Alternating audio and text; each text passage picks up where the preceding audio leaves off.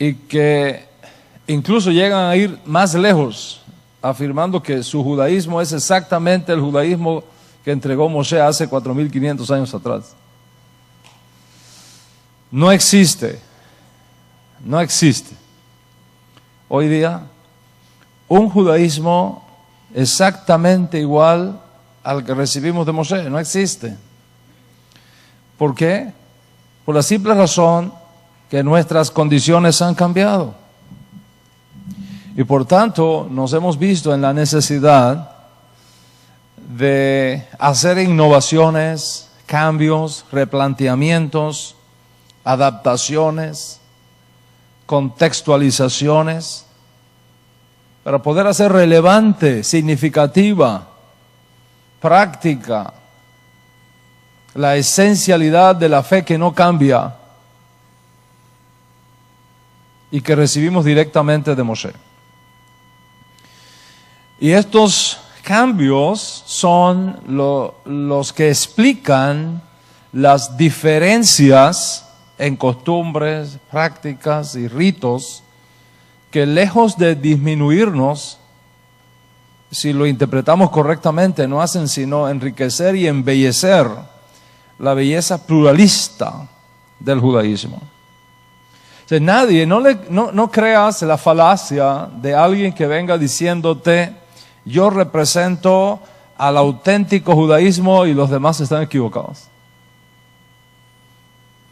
Nadie puede decir: mi judaísmo es el único autorizado y los demás están condenados. Tenemos que aceptar la unidad en la diversidad. Decir lo contrario, como expliqué y como he dicho en otras clases, sería tan ingenuo como escuchar a una piña decirle a una manzana: por cuanto tú no eres piña, no eres fruta. Tanto la piña como la manzana, como la naranja, como el mango, son frutas, todas son frutas. Con diferentes formas, diferentes colores, diferentes sabores. Y las necesitamos todas, porque todas tienen algo nutritivo. De la misma manera nos necesitamos todos unos a otros. Pues Dios ha dado algo especial a cada expresión del judaísmo. Y lejos de debilitarnos, la diversidad nos complementa y nos fortalece. Y como un subproducto de este esfuerzo, esta serie que estamos desarrollando con la ayuda del cielo y que está dirigida precisamente para ti, que has abrazado en un punto dado de tu vida las raíces hebreas de la fe, con todos los descubrimientos teológicos, hermenéuticos, exegéticos, culturales, etcétera, que el cielo te ha enviado, te va a permitir, te permite de hecho, tener la información necesaria para que tu decisión con respecto a qué escuela de pensamiento o qué tipo de judaísmo expresa mejor tu nueva identidad judía sea hecha sobre plenitud de conocimiento y de causa. La intolerancia es un grave pecado. Y cuando uno ve todos estos grupos intolerantes que constantemente están bombardeando nuestros correos electrónicos y repitiendo más de la misma cosa que no expresa sino ese sentido de intolerancia, recuerda algo que voy a compartirte, y es que todos los psicólogos y psiquiatras y personal que trabaja con el mundo de las emociones de las personas están de acuerdo que la intolerancia casi siempre, casi siempre es una actitud defensiva. Recuerda eso. Cuando tú ves una persona intolerante que no acepta que otros piensen diferente o que exista otro judaísmo aparte de ellos y se vuelven intolerantes, Recuerda eso. La intolerancia casi siempre es una actitud defensiva ocasionada por un sentimiento de inseguridad respecto a tus propias convicciones, en cuyo caso las ideas que no sean las que tú sostienes las ves como una amenaza. La intolerancia, consecuentemente, es una consecuencia de baja autoestima en la persona. Quiere decir, la persona que tiene una salud emocional sana confía en sus propias convicciones y no se siente amenazada porque otra persona piense diferente.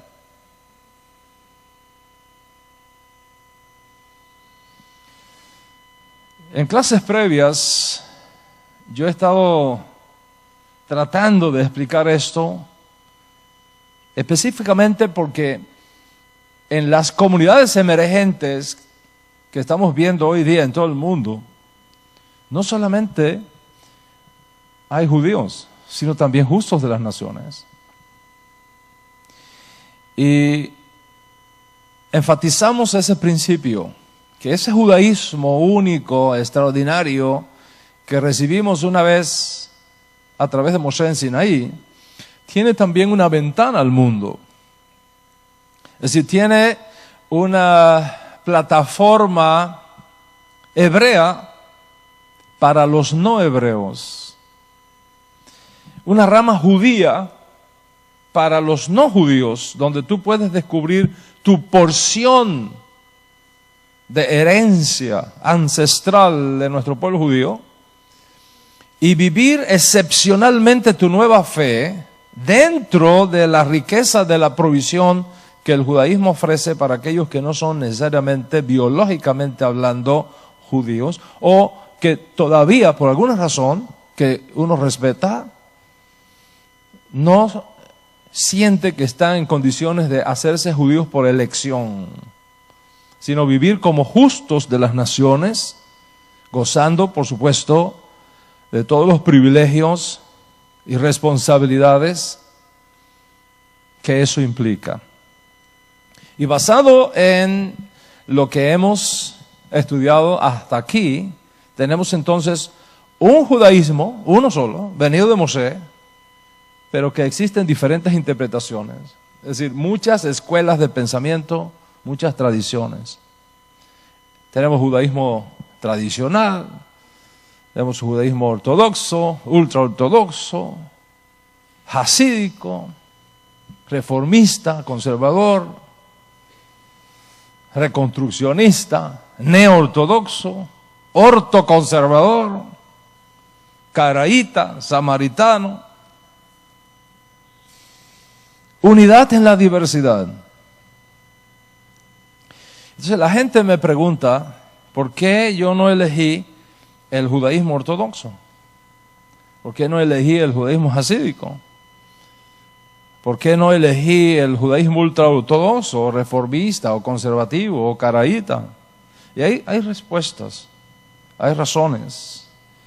Y para mí razones de peso, de mucho peso. Y en clases previas te revelé el nombre del judaísmo que profeso. Ese judaísmo que llamamos judaísmo netzarita. Y te dije que el nombre judaísmo netzarita viene de dos fuentes.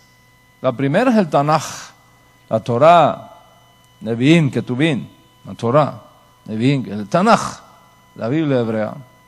Si es que podemos hablar del término Biblia, no me gusta usar el término Biblia hebrea. Porque en primer lugar, Biblia no es hebreo. Y en segundo lugar, porque no es cierto que toda la Biblia haya sido escrita en hebreo. Hay secciones que fueron escritas en arameo.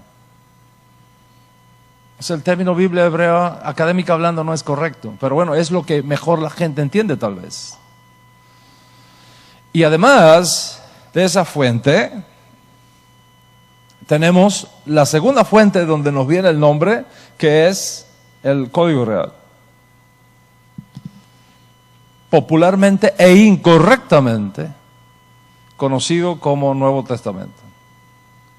Precisamente, en la clase pasada te mencioné, línea por línea, renglón por renglón, los testimonios que tenemos en el Código Real que muestra, más allá de cualquier duda razonable, acerca de la historicidad y autenticidad del judaísmo nazarita. Y esto es evidente en los textos prueba que mencioné del Código Real, donde se menciona constantemente, como una norma, casi como una norma, como una fórmula, la identidad de Yeshua y del judaísmo que profesamos como Yeshua mi Nazrat, o de Nazaret, y la secta de los Netzarim. Esto tiene una importancia extraordinaria porque precisamente nos remite al Tanaj, la otra fuente de donde procede el nombre Netzarim o Netzarita. Yeshua no fue conocido como Yeshua de Betlehem. Yeshua no fue conocido como Yeshua de Kefarnahún. Yeshua fue conocido como Yeshua de Nazaret, mi Nazrat. Y en la clase pasada demostramos cómo el Código Real, de forma consistente, identifica a Yeshua con el título de Nazrat, de Nazaret. Y por eso es que llamamos a nuestro judaísmo, judaísmo netzarita, para que sepas alrededor de qué figura, de qué enseñanza, de qué lado gira nuestro judaísmo.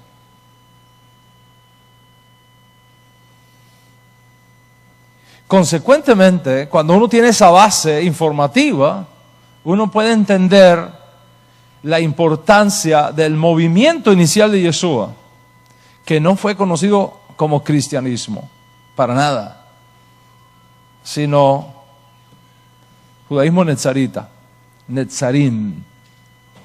O sea, ¿qué es lo que tenemos? Esto es lo que tenemos. La interpretación del judaísmo único recibido de Moshe, que surge entonces alrededor de la figura de Yeshua de Nazaret, la tradición que resulta de su vida y sus enseñanzas, como fue preservada para nosotros por sus estudiantes originarios, y que es lo que da pie a nuestro judaísmo que yo he elegido para mí, para mi casa, es decir, el judaísmo netzarita. Ese judaísmo netzarita, y esto es importante que tú lo conozcas,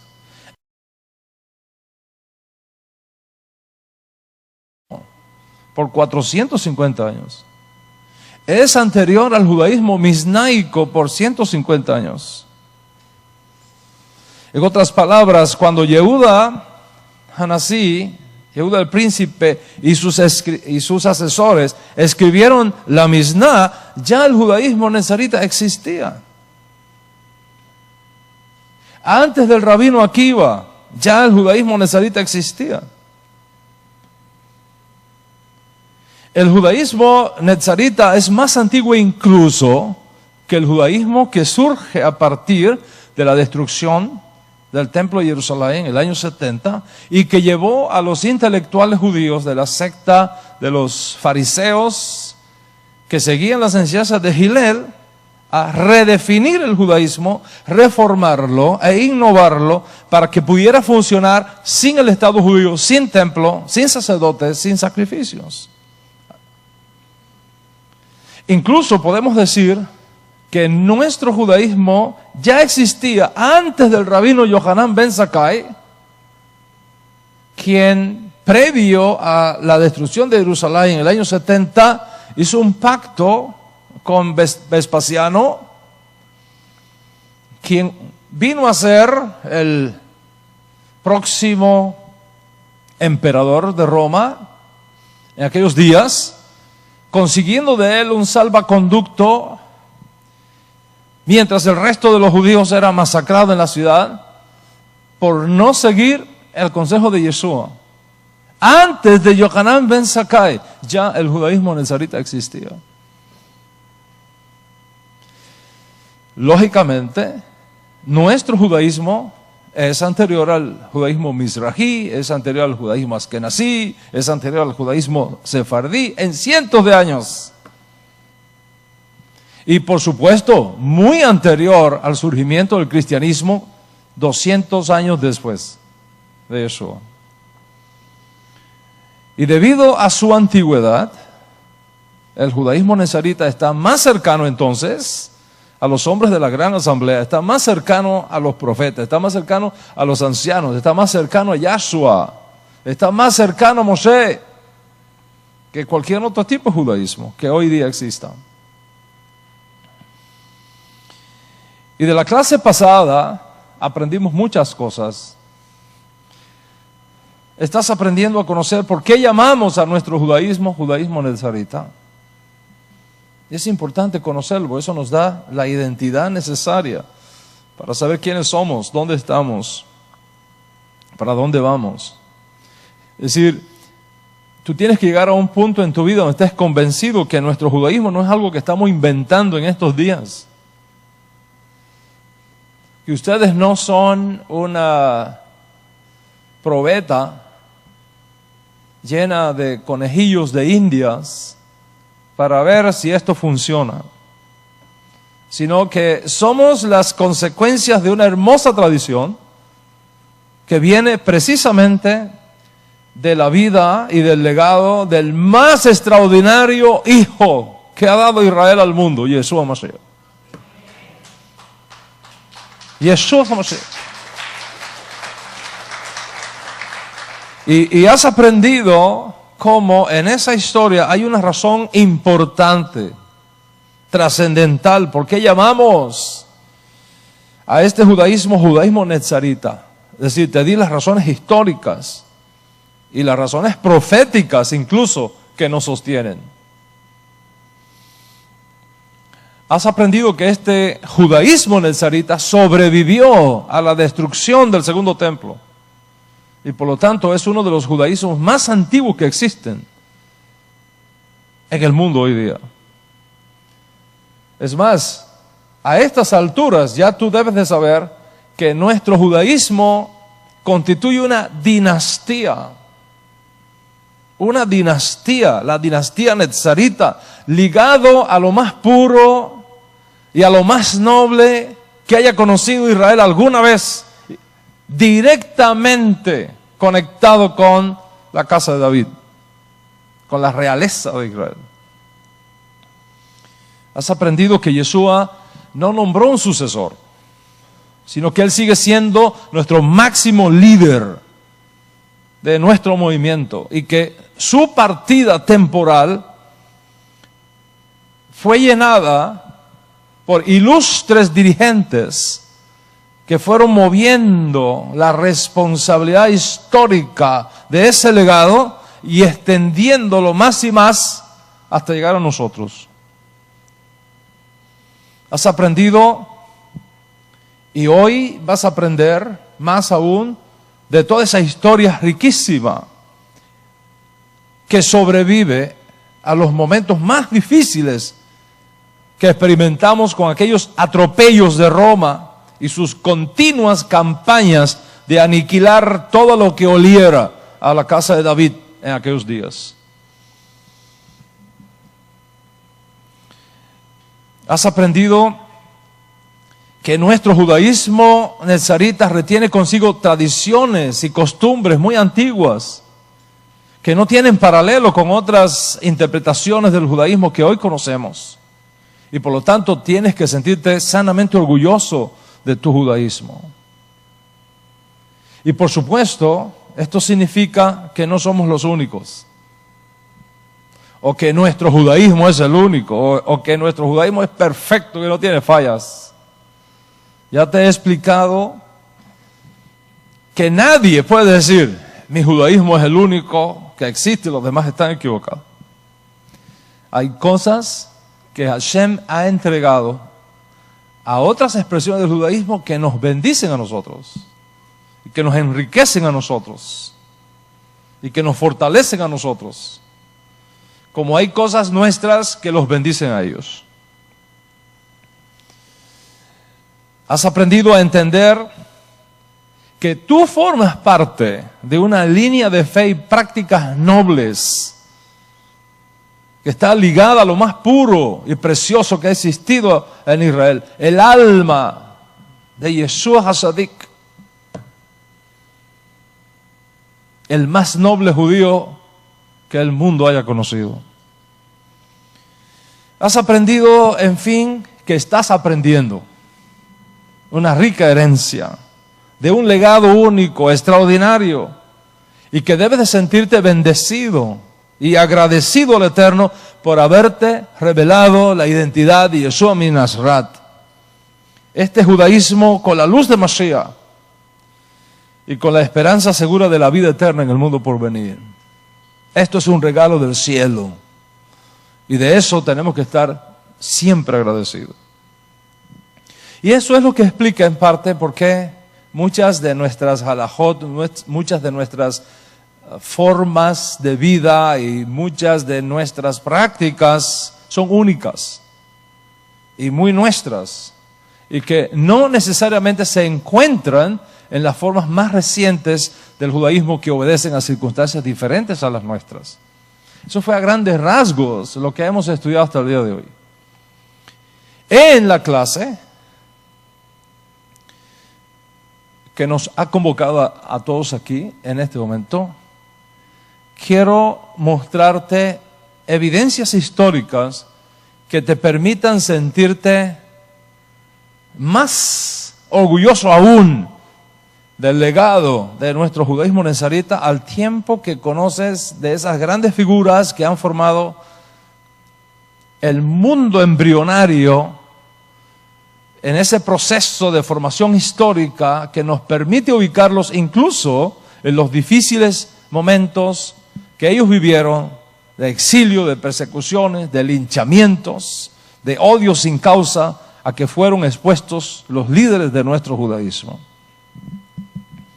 Recuerda entonces que el judaísmo nazarita surge en la tierra de Israel, no afuera, dentro de la tierra de Israel. Surge antes de la destrucción de Jerusalén, que formó parte del multifacético mundo judío de aquellos días del segundo templo, donde estaban diferentes escuelas y tradiciones judías, como ya hemos aprendido en clases pasadas. Este judaísmo nazarita ha seguido vivo todo el tiempo, en ocasiones de forma visible. La mayoría de las veces tenemos que reconocerlo en la clandestinidad, escondido, debido a las persecuciones, debido a los asesinatos de nuestros líderes, pero nunca dejó de ser. Siempre ha estado ahí y ahora retoña con nuevas fuerzas. Ahora retoña con nuevos bríos como nunca antes en su noble, extraordinaria y complejísima historia. Quiero que entiendas esto. Y lo voy a repetir otra vez porque es fundamental. Cuando Yeshua se ocultó de nosotros por un tiempo, no dejó un sucesor. Nos dejó su legado, su inspiración, su neshama, su espíritu. Pero Él sigue siendo el jefe máximo, la cabeza de nuestro movimiento. Y sus estudiantes originarios, bajo su autoridad, establecieron una corte de justicia, un Beidín, el Beidín Netzarita originario, en Jerusalén, bajo la directa autoridad de Yeshua, cuando les dijo: ustedes tienen autoridad para decidir qué se permite y qué no se permite, asegurándoles que cuando ellos se juntaran para tratar cualquier asunto alágico, ya sea 2 o 3 jueces nada más, allí iba a estar Él en medio de ellos. Y voy a darles la lista de estos ilustres líderes que ocuparon la silla de Yeshua en la dinastía nezarita desde su ocultamiento temporal. Antes, no obstante, quiero hacer una aclaración. Partiendo de los informes que nosotros tenemos en el Código Real, partiendo de los informes que nosotros tenemos en el Código Real, se hace evidente que el Beit Din nezarita tuvo dos sillas, no una silla, dos sillas. Una silla para los judíos y una silla para los no judíos. Eso está claramente definido. Al frente de la silla para los judíos estuvieron su presidente Jacob ben Joseph, hermano del Ribi, Kefa ben Simón y Yohanan, el menor. Son las figuras ilustres. Y al frente de la silla, para los no judíos, estuvo el gran sabio Rabino Shaul de Tarso, su compañero Bar Abba, y su otro compañero Yohanan Meir. Son los tres fundamentales que estuvieron en la academia de Rav Shaul. Tenemos estas dos sillas, las dos academias. Una dirigida para los judíos, judaísmo para los judíos, y la otra, judaísmo para los no judíos. Dentro de ese mundo, vamos ahora a mostrar la evidencia histórica de esa continuidad de liderazgo que tuvo el Beit Din nezarita. El primero que se sentó en la silla que dejó temporalmente vacía, nuestro santo maestro, fue su hermano, de papá y mamá. Su hermano propio, el príncipe Jacob ben Joseph Hasadik. Él fue el presidente del Beit Din nezarita desde el año 30 hasta el año 62 de la era común. Desde el año 30 hasta el año 62, 32 años de liderazgo. En el año 32 él fue asesinado brutalmente. Lo lanzaron de cabeza desde el pináculo del templo y lo remataron abajo. Los enemigos de nuestro movimiento. Él fue el primero. El segundo fue Simón Hasadik. Simón Hasadik, que fue el helenizado Cleofas. Fue el segundo príncipe nezarita, del cual tenemos información verificable.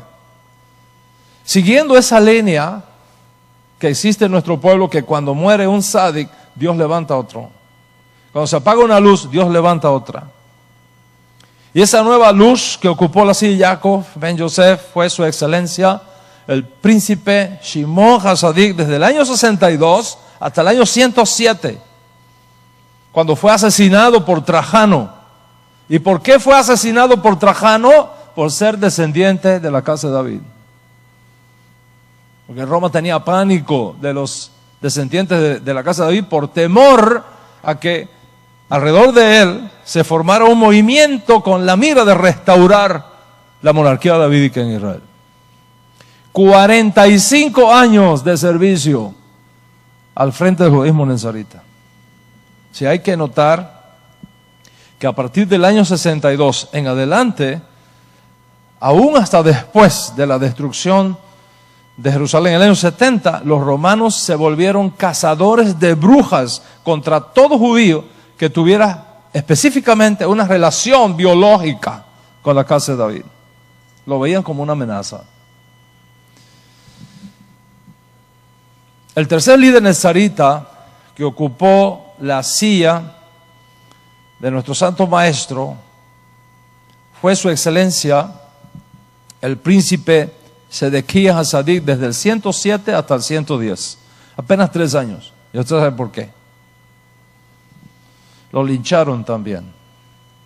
El cuarto líder nezarita fue Secaria Hasadik, del 110 al 113. 3 años solamente. Ya saben, se imaginan por qué es la razón. Lo eliminaron. Era una amenaza. El quinto líder nezarita, Tobías Hasadik, desde el 113 hasta el 115. El sexto líder nezarita, Benjamin Hasadik, del 115 al 117, ocupó la silla judía del movimiento nezarita. El séptimo líder nezarita, Yohanan ben Zadik, que ocupó la silla del Beidín nezarita del 117 al 119 de la era actual. El octavo, Matillahu Hasadik, que ocupó la silla, el oficio del Beidín desde el año 119 hasta el año 121. Apenas 2 años. Ya te imaginas por qué 2 años. El noveno líder fue Peresh Hasadik, a quien Eusebio en su historia eclesiástica llama Felipe, que gobernó del 121 al 123 de la era actual. El décimo, Sanaá Hasadik, estuvo dirigiendo el movimiento nezarita desde el 123 hasta el 125. El décimo líder nezarita fue Sedecaya Hasadik, del 125 al 127, después de Yeshua. Algo extraordinario. El décimo primero, Sedecaya Hasadik, el segundo, que ocupó la silla, el oficio, del 125 al 127. El décimo segundo líder fue Secaria Hasadik, que estuvo dirigiendo el movimiento nezarita desde el 127 hasta el 129. Extraordinario y maravilloso trabajo que realizó. El próximo fue Efraín Hasadik, del 129 al 131. El 14º, Joseph Hasadik, que ocupó la silla del 131 al 133. Y el 15º líder fue Yehuda Hasadik, que tomó el oficio en los difíciles años de la segunda revuelta judía contra Roma, en los años 131, 132, 133 de la era actual, hasta el 135. Yehuda Hasadik. Sobre Yehuda Hasadik, 15ª luminaria nezarita, tengo que decir algunas cosas importantes, sumamente importantes. Primero, no lo puedes confundir con Yehuda Hanasí, el príncipe, que fue el líder del movimiento judío tradicional,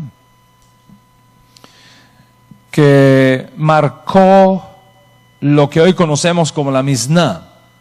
No lo puedes confundir con él. Este Yehuda Hasadik vivió los difíciles momentos de la segunda revuelta judía contra Roma. Fue obligado por Adriano a irse al exilio. Tuvo que salirse de Jerusalén por los romanos, por causa de los romanos, y pasar a la clandestinidad. Este Yehuda Hanasí fue el que tomó la decisión. Es muy importante conocer esto. Fue este Yehuda Hanasí, líder, príncipe de la casa de Israel, jefe del movimiento judío nezarita para esta época, quien toma la decisión de separarse completamente del judaísmo tradicional que había en aquellos días por un hecho trascendental. ¿Cuál fue ese hecho trascendental? El Rabí Akiva nombró a Simón bar Koshiva comandante del ejército judío que dirigió esta segunda revuelta judía contra Roma en los días de Adriano, 132 a 135. Rabí Akiva lo nombró el Mesías.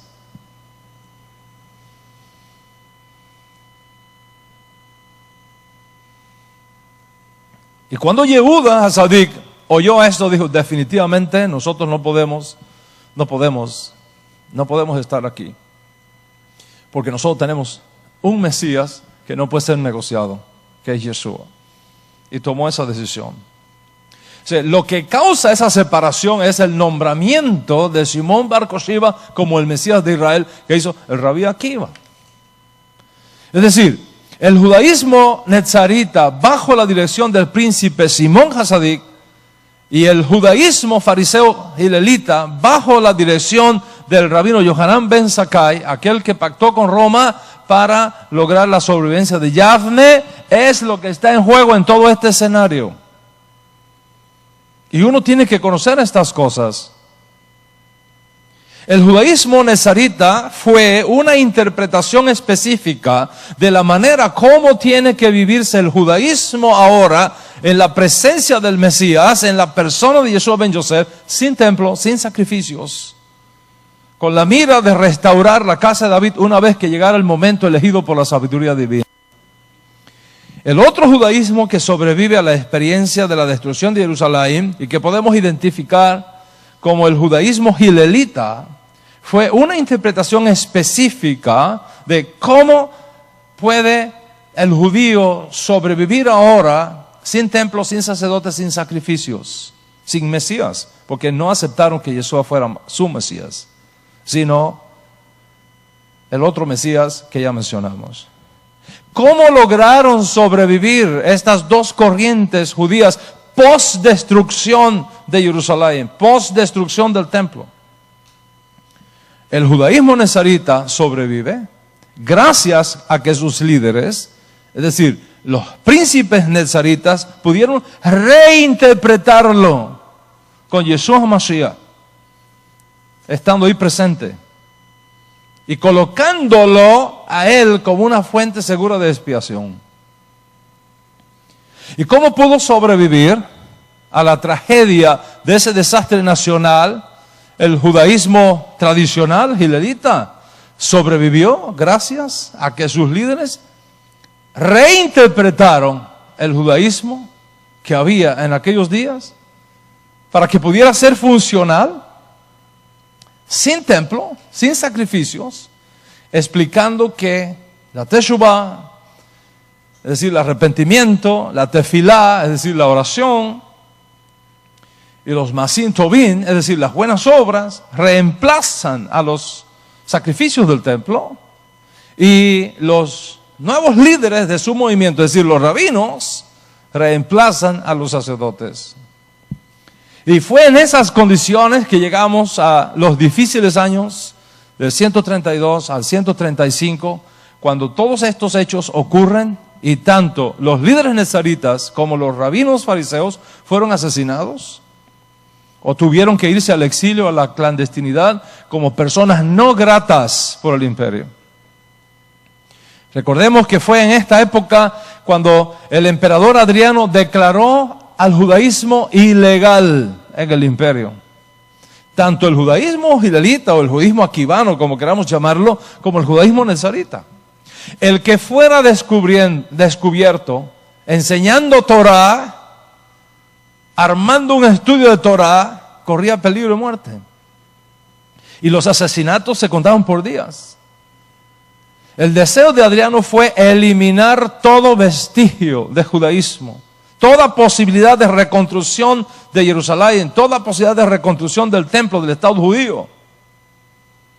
Fue en ese contexto que Adriano declara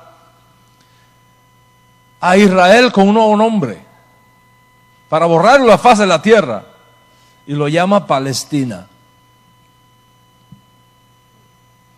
De tal manera que borrando a Israel del mapa, de forma legal, en todos sus anales, en todos sus documentos, ningún judío pudiera nunca más reclamar esa historia, reclamar esa tierra, porque ya no era Israel, era Palestina, otra tierra. Así que ese canto que usted oye por ahí, de cuando en cuando por la radio, tierra bendita y divina, es la de Palestina. Y usted sabe los disparates que hay ahí. No es Palestina, eres Israel. Y tenemos que hablar el lenguaje correcto para enviar el mensaje correcto. ¿Qué pasó entonces? El judaísmo para los no judíos, preste mucha atención. Yo sé que esta clase es un poco dura y difícil de procesar, pero es necesario entenderla. Porque si no entendemos nuestras raíces históricas, no comprendemos nuestro legado. Y no hacemos clic con nuestra fe extraordinaria y maravillosa que tenemos. Si haga todo su esfuerzo por seguirme en esta exposición. ¿Qué es lo que tenemos? ¿Qué pasó?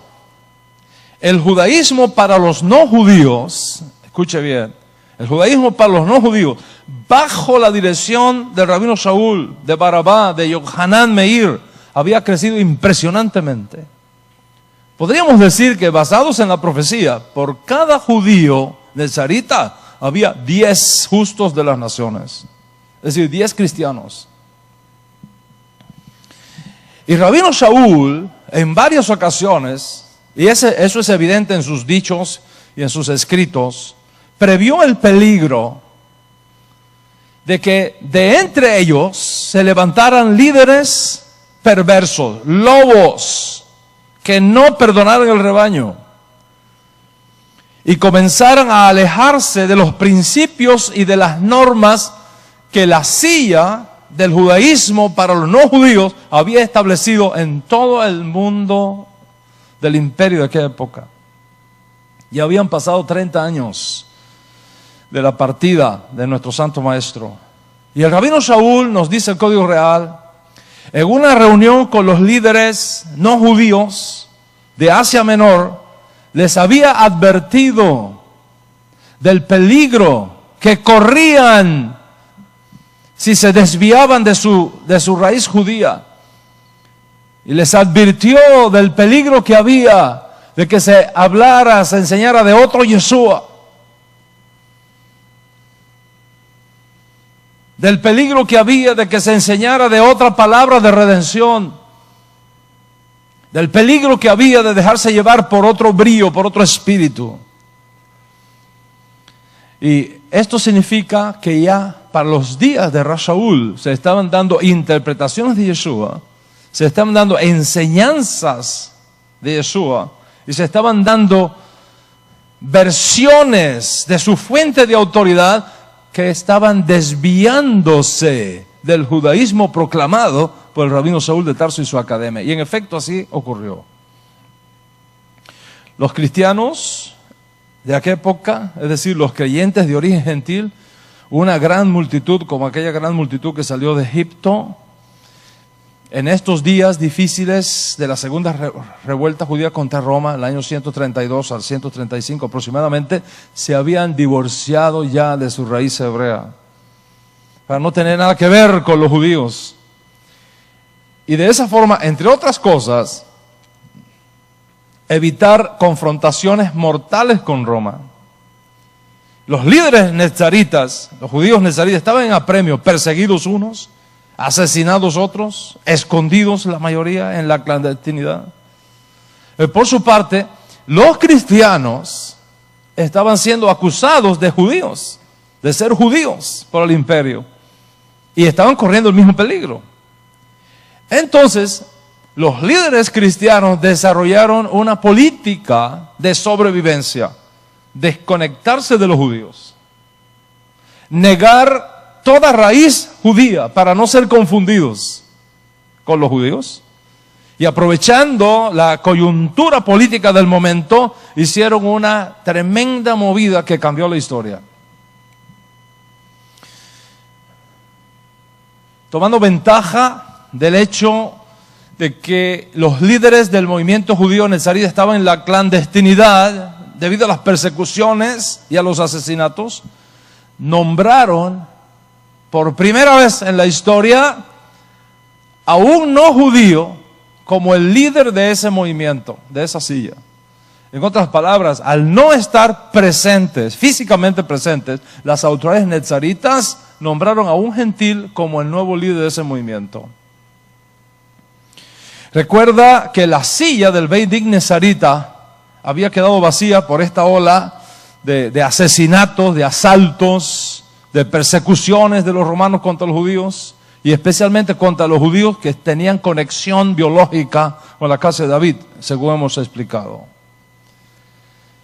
El movimiento cristiano entonces, al notar que el judaísmo nezarita había sido prácticamente eliminado, se reagrupan y deciden nombrar un nuevo obispo. Y usan un término ya no judío, un obispo como cabeza de su organización.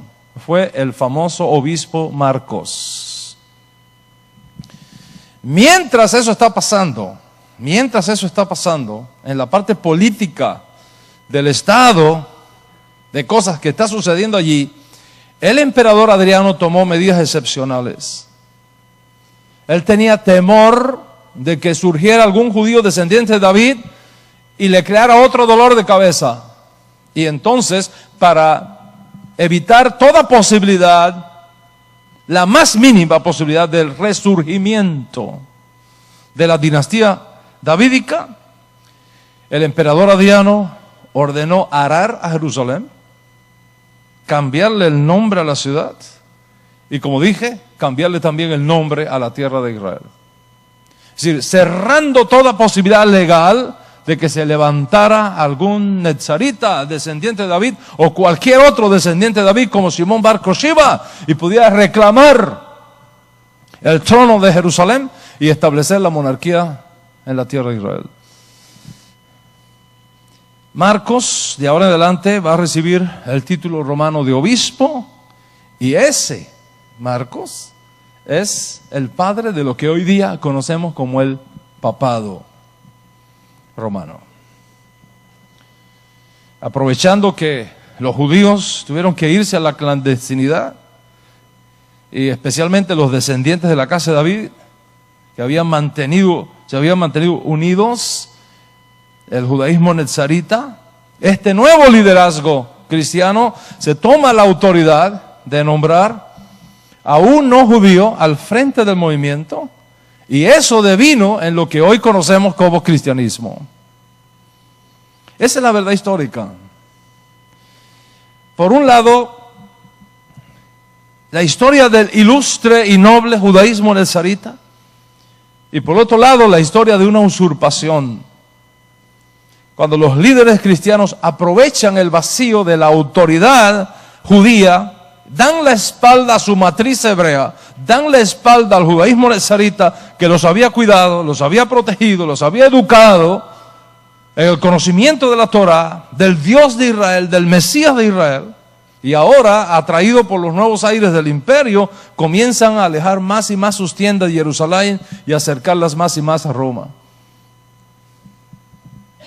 Esta es la historia que algún día tendrá que ser reescrita para las nuevas generaciones, cuando todas las cosas comiencen a salir totalmente a la luz.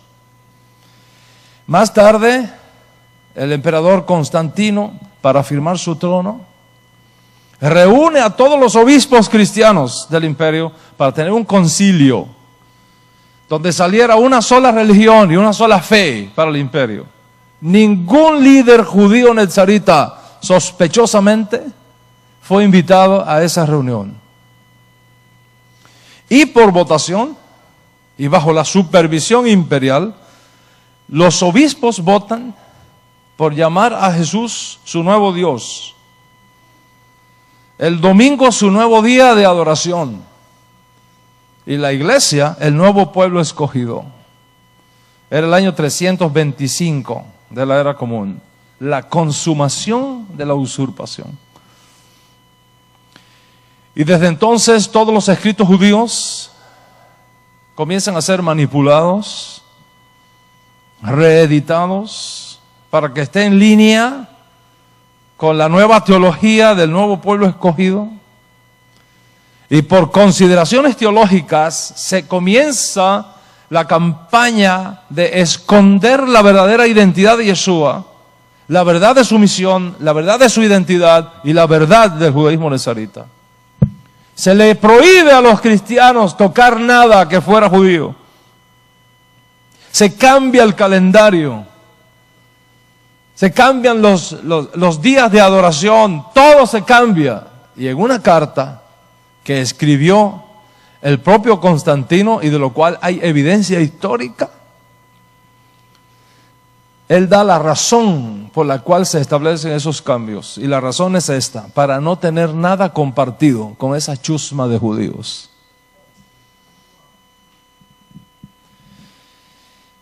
Incluso tuvieron el atrevimiento de nombrar a los nezaritas herejes, porque guardaban la ley de Moisés, la circuncisión y el Shabbat. y todo lo que es distintivo del judaísmo de Moshe y de la casa de David. Y esto que estoy hablando no lo estoy sacando del aire. Es el resultado del estudio realizado por muchos historiadores y por mí mismo, consultando fuentes históricas, con horas de investigación, para facilitarte a ti en una conferencia como esta, en síntesis, en una cápsula, el resultado de todo este estudio, de toda esta investigación. Y para aquellos que les gusta ir más allá de los límites naturales que tiene una conferencia como esta, les recomiendo que si tienen chance, vayan a Amazon.com y compren el libro The Conflict of the Church and the Synagogue, escrita por James Parkes, para que usted tenga una información detallada de estos hechos. Todos los historiadores imparciales, todos los historiadores imparciales están de acuerdo en una cosa. El cristianismo se desarrolló como una religión completamente separada del judaísmo y específicamente del judaísmo nazarita, con la mira de protegerse del imperio, por un lado, y facilitar la entrada a los paganos, por el otro lado, resultando en el surgimiento del antisemitismo moderno, el peor enemigo que tiene Israel. Y en ese proceso, sin duda, los líderes nazaritas creyentes, pro-Torah y seguidores firmes del Rabbi Yeshua fueron víctimas de aquellas batallas políticas. Fueron vendidos a cambio de favores con el Estado y el dominio imperial que vino después. Y el resultado de todo esto es que se le ha vendido al mundo la idea de que el cristianismo, como ahora lo conocemos, es la religión que Jesús estableció como sustituta del judaísmo único venido de Moshe. Imagínate, qué anacronismo, qué falacia. Y cuando tú profundices sobre este tema, te encontrarás con decretos oficiales de reyes, de emperadores, de sacerdotes, de obispos, de monjes, de poetas, políticos, intelectuales, alterando aquí y allá los escritos judíos, incluso los textos del Nuevo Testamento, por consideraciones teológicas, a fin de alcanzar aquellos objetivos que son diferentes, totalmente diferentes a las enseñanzas judías establecidas por nuestro Santo Maestro y perpetuada en el legado extraordinario del judaísmo nazarita. Y cuando tú rastreas exhaustivamente las raíces cristianas, percibes inmediatamente que no contienen para nada la enseñanza original de Yeshua, ni de sus estudiantes originarios. Les digo esto porque ha sido mi propia experiencia personal. Yo recuerdo los días, hace que más de 25 años, cuando estaba haciendo mi trabajo de tesis en la maestría de divinidad que hice en aquella época. Y por primera vez, mi profesor me dijo que investigara sobre cristianismo y judaísmo en una edad de pluralismo. Y por primera vez en mi vida descubrí una historia que no me habían contado. Y esa es precisamente la que yo te estoy contando. ¿Te imaginas ahora el cuadro? Lo que empezó judío, ahora pareciera que termina cristiano. Y esto es lo que la gente piensa. Que Yeshua vino a crear una religión nueva llamada cristianismo. Eso es lo que está en la mente de la mayoría de la gente. Y eso es lo que explica por qué en la mente de la mayoría de nuestro pueblo judío todavía consideran que cuando un judío reconoce a Yeshua como Mesías, automáticamente corta su relación con el pueblo judío, se convierte a una religión diferente Es decir, el cristianismo, y consecuentemente deja de ser judío. Eso es lo que está en la mente de nuestro pueblo, producto de toda esta historia mal contada. Y no es así.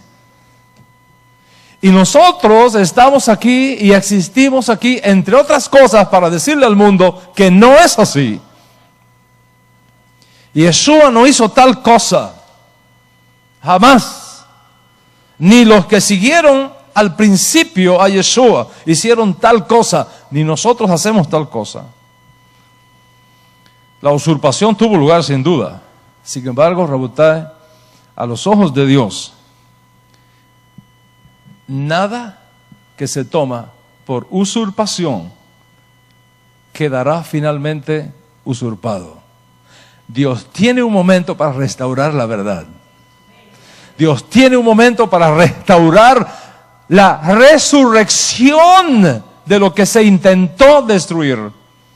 Y así como nosotros hemos visto con nuestros propios ojos la resurrección del Estado judío en el año 1948, después de haber sido destruido por Adriano, así estamos ahora viendo el resurgimiento del judaísmo nazarita, del cual todos nosotros somos partícipes, trayendo sobre nosotros la riqueza de ese judaísmo del primer siglo, y por supuesto también, Baruch Hashem, las riquezas de las tradiciones sefardíes, por donde fueron llevados nuestros ancestros por la sabiduría divina, así como la riqueza del resto de las interpretaciones del judaísmo multifacético en que existe hoy día el judaísmo único que recibimos directamente de Moshe, desde Sinaí.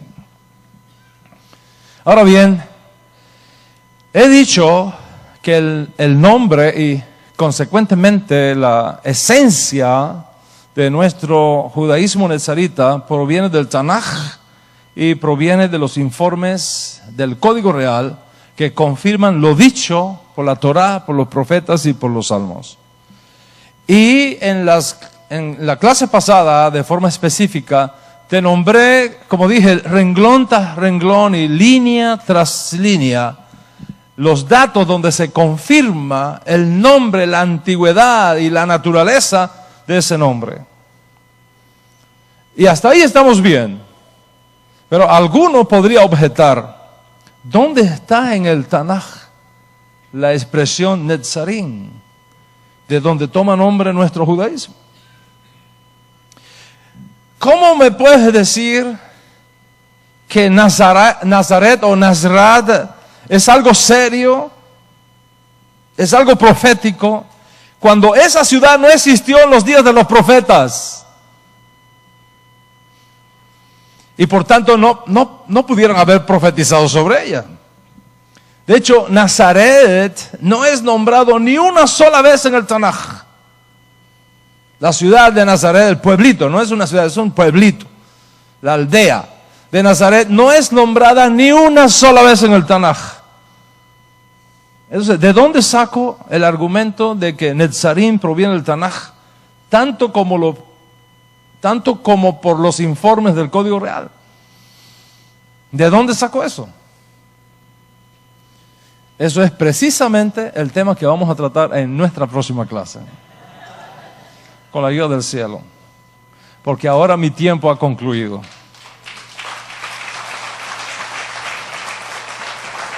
Será entonces, escuche, será entonces con la ayuda del cielo en mi próxima clase, la próxima entrega, que les mostraré los detalles escondidos sobre estos secretos de nuestra fe, que la enriquecen y la fortalecen, como también enriquecen y fortalecen nuestra visión como nunca antes. En resumen, ¿por qué escogí entonces el judaísmo netzarita como el judaísmo que mejor expresa mi identidad judía? ¿Por qué lo escogí? Lo escogí, en primer lugar, porque es el único judaísmo que gira alrededor de la figura extraordinaria del Mesías de Israel.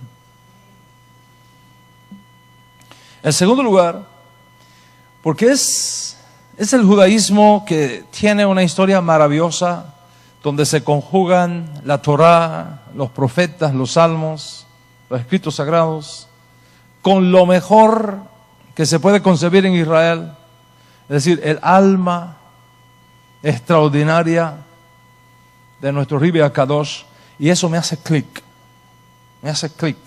mi alma se identifica con esa historia, la llevo en mis venas.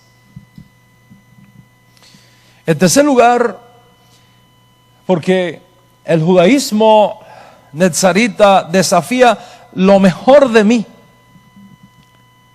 en aras de indagar, de escudriñar, incluso rectificar lo mal hecho por decenas de generaciones, teniendo por delante el tremendo desafío de restaurarle el honor a nuestro Santo Maestro, su vida, su enseñanza, su legado.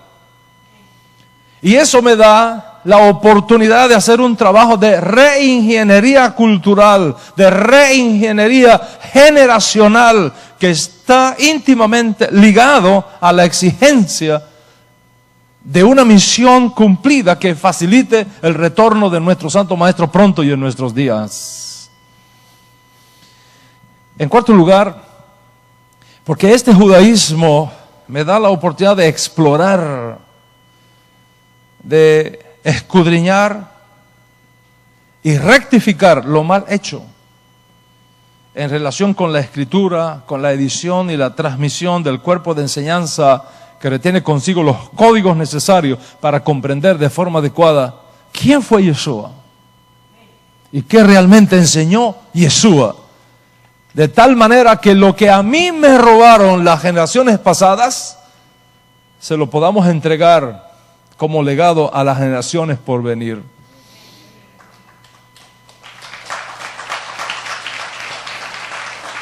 En quinto lugar,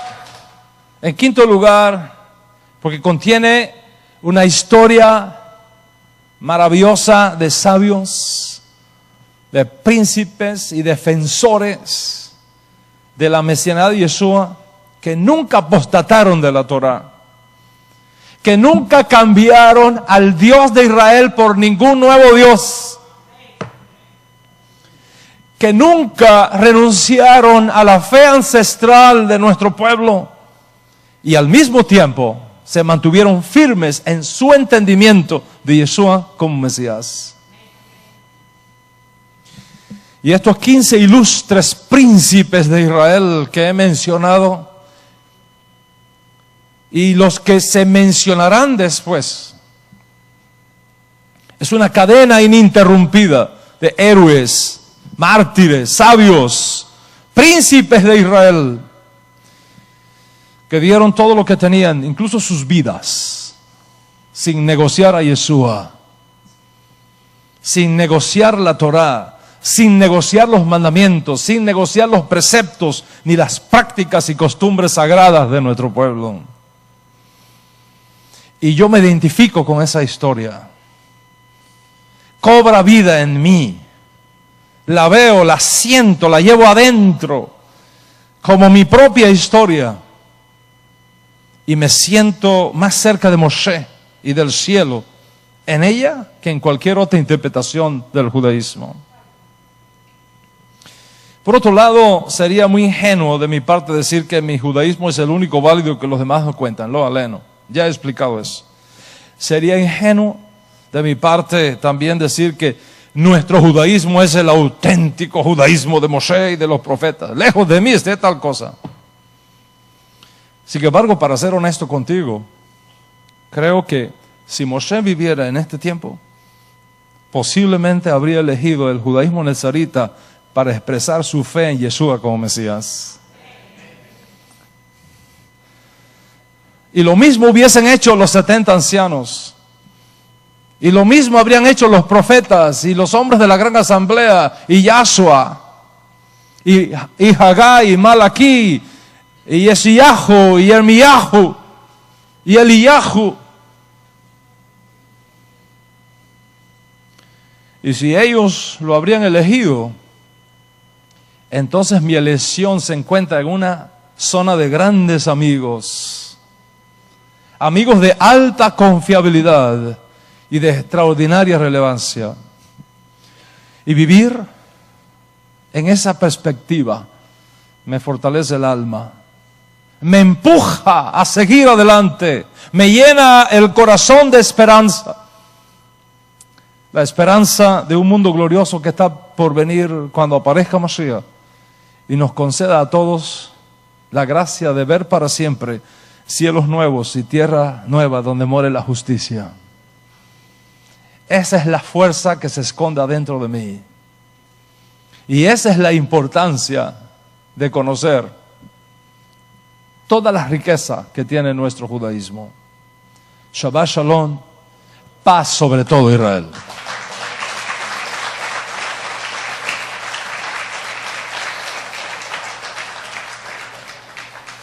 A ustedes que están aquí quiero agradecer.